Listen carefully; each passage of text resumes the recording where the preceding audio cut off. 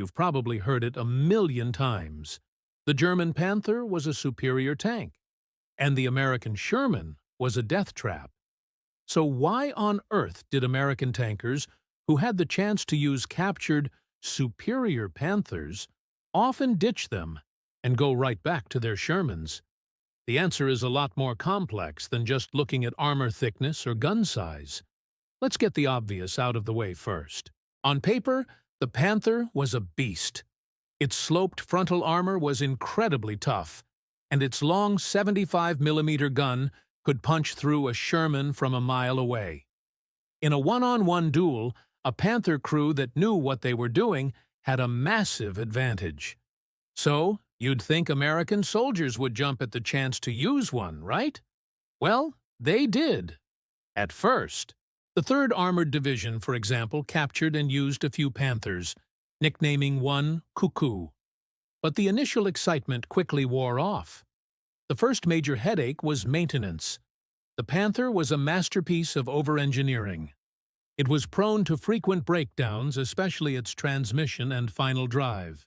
German mechanics struggled to keep them running. So imagine the nightmare for American crews with no spare parts, no specialized tools, and no German-language maintenance manuals. A tank that won't move is just a very heavy, very obvious target. In contrast, the Sherman was a triumph of reliability. It was designed for mass production and easy repair. If a Sherman broke down, chances were the crew could get it running again themselves, or a recovery vehicle could tow it back for a quick fix. Parts were standardized and plentiful. In a war of logistics, reliability is a weapon all on its own.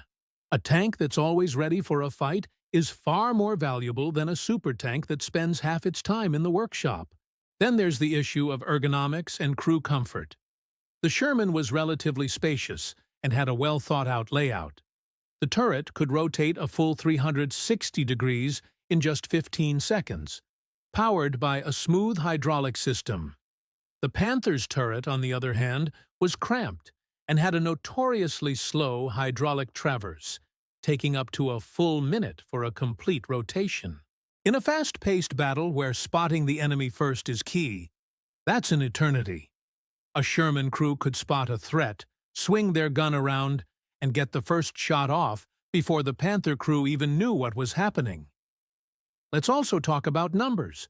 For every Panther that rolled off the production line, the Allies were building about 5 Shermans. This sheer numerical superiority allowed American commanders to employ tactics that a handful of supertanks just couldn't counter.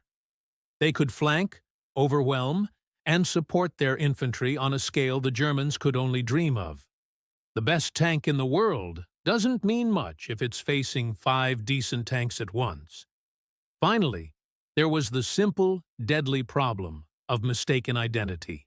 Driving a German tank meant you were a target for everyone. Your own side's infantry, other tanks, and especially Allied aircraft would see the Panther's silhouette and open fire without hesitation. The risk of being taken out by friendly fire was incredibly high. It was far safer to be in a Sherman, a tank that everyone on your side instantly recognized as friendly. So, while the Panther was a formidable opponent in a head-to-head fight, war isn't a series of duels. It's a brutal grind of logistics, reliability, and teamwork. American tankers preferred their Shermans not because they were naive, but because they were pragmatic. They knew that the best tank wasn't necessarily the one with the biggest gun or thickest armor, but the one that would get you to the battle, keep you in the fight, and bring you home. The death trap. Sherman was the reliable workhorse that, alongside the soldiers who crewed them, ultimately won the war. Thanks for watching, everyone. What are your thoughts on this classic tank debate? Let me know down in the comments. And if you enjoyed this deep dive into military history, be sure to hit that like button and subscribe for more.